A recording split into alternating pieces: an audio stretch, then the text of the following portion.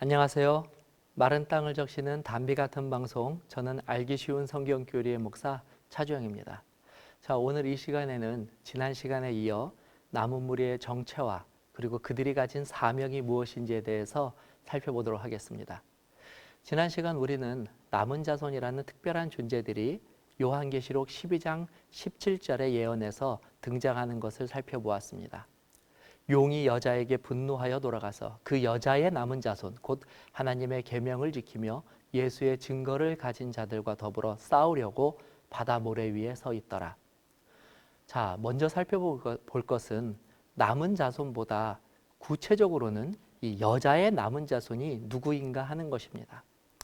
우선 지난 시간 살펴본 것처럼 여자는 예수님이 부활 승천하신 이후 이 땅에 남아서 복음을 전하고 진리를 수호하는 하나님의 거룩한 성도들과 교회를 의미하는 상징적 표현이라는 것을 배웠습니다. 이들은 비록 이 분노한 마귀의 공격의 대상이 되지만 특별한 하나님의 섭리와 인도하심으로 이 핍박의 기간 동안 하나님의 보호하심과 양육을 받아 도리어 이 기간이 끝난 후에는 여자의 남은 자손을 이 땅에 탄생시키는 역할을 하게 됩니다. 그럼 이 신실한 하나님의 교회와 그 교회 안에서도 특별한 목적을 부여받은 여자의 남은 자손의 정체는 무엇일까요?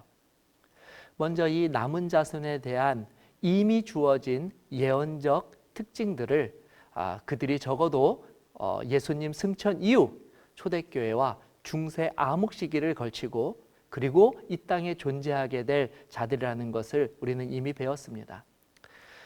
특히 예언은 이들이 하나님께서 계시하신 선악의 대쟁투의 가장 마지막 부분, 즉 재림이 임박한 시기에 탄생한 자들로 마지막 시대에 있게 될 치열한 선악의 쟁투와 두려운 재앙 그리고 큰 배도의 혼란 중에서도 여전히 변치 않는 하나님을 향한 충성을 유지하는 하나님의 백성의 작은 무리라고 말하고 있습니다. 그렇다면 이 여자의 남은 무리가 가지고 있는 사명은 무엇일까요? 계시록 14장 6절에서 12절에는 이 남은 무리들의 사명을 알려주기 위한 세 명의 천사가 등장합니다. 우리가 흔히 이 세 천사의 기별이라고 부르는 바로 그 성경절입니다. 그럼 첫 번째 천사가 외치는 남은 무리의 사명이 무엇인지 살펴보겠습니다. 계시록 14장 6절에서 7절입니다. 또 보니 다른 천사가 공중에 날아가는데 땅에 거주하는 자들 곧 모든 민족과 종족과 방언과 백성에게 전할 영원한 복음을 가졌더라. 그가 큰 음성으로 이르되 하나님을 두려워하며 그에게 영광을 돌리라. 이는 그의 심판의 시간이 이르렀음이니 하늘과 땅과 바다와 물들의 근원을 만드신 이를 경배하라 하더라. 첫째 천사의 기별은 보시는 것처럼 세상에 전할 영원한 복음을 전달하는 하나님의 남은 자손의 사명을 선포하고 있습니다. 여기서 복음은 이 마지막 시대에 전하여야 할 어떤 색다른 복음이 아니라 이미 오래전부터 한결같이 옛 선지자들과 사도들이 선포하였던 이 동일한 복음, 즉 하나님의 독생자이신 예수 그리스도에 대한 구원과 사랑에 대한 소식을 의미하는 것입니다. 복음은 예수 그리스도의 크신 사랑과 구원을 선포하는 것입니다. 그러나 이 복음을 받아들이기 위해서는 필연적으로 자신의 죄를 참회하고 돌이키는 회개가 반드시 수반되어야 합니다. 마태복음 4장 17절입니다. 이때부터 예수께서 비로소 전파하여 이르시되 회개하라 천국이 가까웠느니라 하시더라. 회개는 모든 사람들로 하여금 하나님을 두려워하는 마음, 다시 말해 거룩한 하나님을 경외하는 마음을 갖게 합니다. 그리고 지금까지 세상과 자신을 향하여 돌렸던 이 어리석은 영광을 비로소 하나님께 돌릴 수 있는 바른 영적 안목을 갖게 하는 것도 회개입니다. 사실 교회와 성도들은 지금까지 이 일을 하여 왔고 또 앞으로도 예수님이 재림하실 때까지 이 복음을 전하는 사명을 지켜나가야 합니다. 마태복음 24장 14절입니다. 이 천국 복음이 모든 민족에게 증언되기 위하여 온 세상에 전파되리니 그제야 끝이 오리라. 첫 번째 천사는 그의 심판하실 시간이 시작되었다고 말합니다. 이는 남은 무리에게는 복음을 전할 수 있는 시간이 이제 얼마 남지 않았음을 보여주고 있는 것입니다. 왜냐하면 예수님의 재림이 가까이 임박하였기 때문입니다. 천사는 이 시기에 남은 무리들에게 매우 중요한 기별을 선포하라고 호소하고 있습니다. 그것은 하늘과 땅과 바다와 물들의 근원을 만드신 이를 경배하라는 외침을 외치라는 것입니다. 사실 성경은 하나님께서 세상을 창조하실 때부터 창조주 하나님을 경배하는 특별한 날을 제정하여 알려주셨습니다. 창세기 2장 2절에서 3절입니다. 하나님이 그가 하시던 일을 일곱째 날에 마치시니 그가 하시던 모든 일을 그치고 일곱째 날에 안식하시니라. 하나님이 그 일곱째 날을 복되게 하사 거룩하게 하셨으니 이는 하나님이 그 창조하시며 만드시던 모든 일을 마치시고 그날에 안식하셨음이니라. 이 일곱 번째 거룩한 날은 안식일로서 인간이 범죄하고 난 이후에도 하나님께서는 창조주 하나님을 경배하는 일을 계속하여 준행할 것을 명령하시고 그것을 바로 십계명에 기록하신 것입니다. 출애굽기 20장 8절 11절입니다. 안식일을 기억하여 거룩히 지키라. 이는 엿새 동안에 나 여호와가 하늘과 땅과 바다와 그 가운데 모든 것을 만들고 일곱째 날에 쉬었음이라. 그러므로 나 여호와가 안식일을 복되게 하여 그날을 거룩하게 하였느니라. 그러므로 남은 자손들이 전하여야 할 첫 번째 기별은 예수님의 재림이 임박하였음을 세상에 선포하며 더욱 큰 열심을 가지고 땅끝까지 이 회개의 복음을 선포하는 사명을 이어가는 것입니다. 그리고 더불어 그들을 창조주 하나님을 예배하는 참된 예배로 인도하는 하나님의 진리를 선포하는 것, 이것이 바로 첫 번째 천사가 우리들에게, 남은 자손들에게 선포하라고 알려준 내용인 것입니다. 자, 두 번째 천사가 알려주는 남은 무리의 사명은 다음과 같습니다. 계시록 14장 8절입니다. 또 다른 천사 곧 둘째가 그 뒤를 따라 말하되 무너졌도다 무너졌도다 큰 성 바벨론이여 모든 나라에게 그의 음행으로 말미암아 진노의 포도주를 먹이던 자로다 하더라. 바벨론은 이 성경에서는 그 시초부터 하나님을 대적하는 자들로 등장합니다. 그들이 쌓은 높은 탑은 가장 추악한 하나님을 배도하는 상징물이었고 하나님을 반역하는 세력들이 모인 중심지였습니다. 이사야는 이 상징적으로 바벨론을 마귀가 왕권을 가지고 다스리는 나라라고 묘사하기도 하였습니다. 이사야 14장 4절입니다.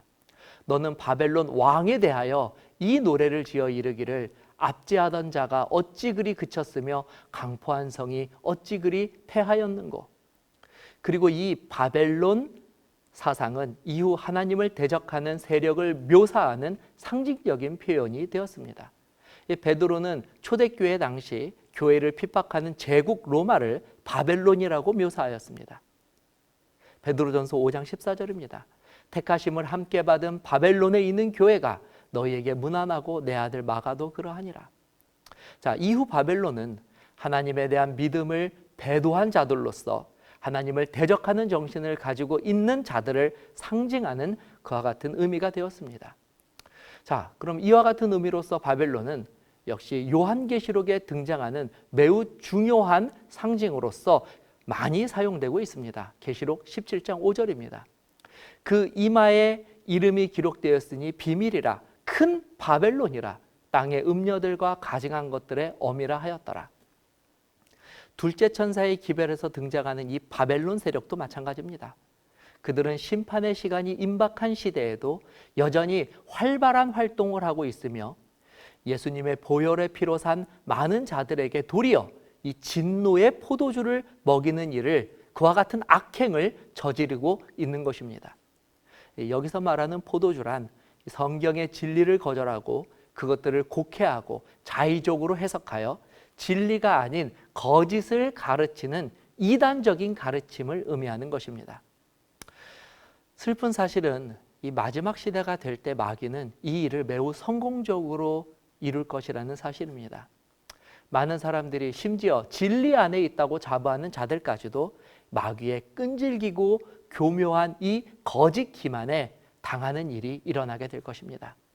마가복음 13장 22절입니다. 거짓 그리스도들과 거짓 선지자들이 일어나서 이적과 기사를 행하여 할 수만 있으면 택하신 자들을 미혹하려 하리라. 따라서 남은 무리들은 이 둘째 천사의 기별에 각별히 주의하면서 복음을 가지고 살아가는 하나님의 백성들이 이 마귀의 미혹에 넘어가 영적으로 그들이 하나님을 배도하지 않도록 우리가 주의하고 계속해서 이 기별을 전하여야 하는 것입니다. 계시록 18장 4절입니다. 내 백성아 거기서 나와 그의 죄에 참여하지 말고 그의 재앙들을 받지 말라. 우리는 이와 같은 기별을 힘써서 전할 사명을 이 남은 무리가 받았다고 하는 것을 확인할 수 있습니다. 세 번째 천사가 전하는 남은 무리의 마지막 사명은 이것입니다. 계시록 14장 9절에서 11절입니다. 또 다른 천사 곧 셋째가 그 뒤를 따라 큰 음성으로 이르되 만일 누구든지 짐승과 그의 우상에게 경배하고 이마에나 손에 표를 받으면 그도 하나님의 진노의 포도주를 마시리니 그 진노의 잔에 섞인 것이 없이 부은 포도주라. 거룩한 천사들 앞과 어린 양 앞에서 불과 유황으로 고난을 받으리니 그 고난의 연기가 세세토록 올라가리로다. 짐승과 그의 우상에게 경배하고 그의 이름의 표를 받는 자는 누구든지 밤낮 쉼을 없지 못하리라 하더라. 자, 보신 것처럼 이 세 번째 천사의 기별은 앞선 두 기별보다 더욱 엄숙하고 두려운 경고를 포함하고 있습니다. 성경에서 짐승은 큰 힘을 가진 국가나 세력을 의미합니다. 다니엘서 예언을 공부하신 분이라면 하나님께서 이 짐승을 얼마나 상징적으로 잘 사용하셨는지 공부하셨을 것입니다. 세 번째 천사는 짐승과 그의 우상에게 경배하지 말라고 경고하고 있습니다. 이는 마지막 시대에 있게 될 종교와 국가의 연합, 그리고 그들이 연합하여 함께 하나님을 대적하는 세력을 이룰 것을 예언하는 것입니다. 그러므로 세 번째 천사의 기별은 재림이 임박한 시기에 출현하게 될 매우 두렵고 큰 인간적, 세상적 권위의 출현과 더불어 그 권위에 굴복당한 하나님을 굴복당하여서 하나님을 배도하는 일이 일어나게 될 것을 바로 짐승과 그의 우상에게 경배하게 될 것이라고 하는 예언으로 우리에게 말씀하여 주신 것입니다. 특히 이 세 번째 천사의 기별이 진행되는 동안에는 이 두 부류의 사람이 명확하게 구분지어지게 됩니다. 한 부류는 예언된 것처럼 여전히 거짓 복음과 진리를 옹호하고 심지어 거짓된 예배를 자행하고 고집하는 부류들입니다. 다른 부류는 진실된 마음과 회개의 정신을 가지고 이 진리를 수호하며 하나님의 계명과 예수의 믿음을 끝까지 고수하는 자들입니다. 세 천사의 기별의 마지막 부분에서 그들의 존재를 바로 이와 같이 예언하는 까닭입니다.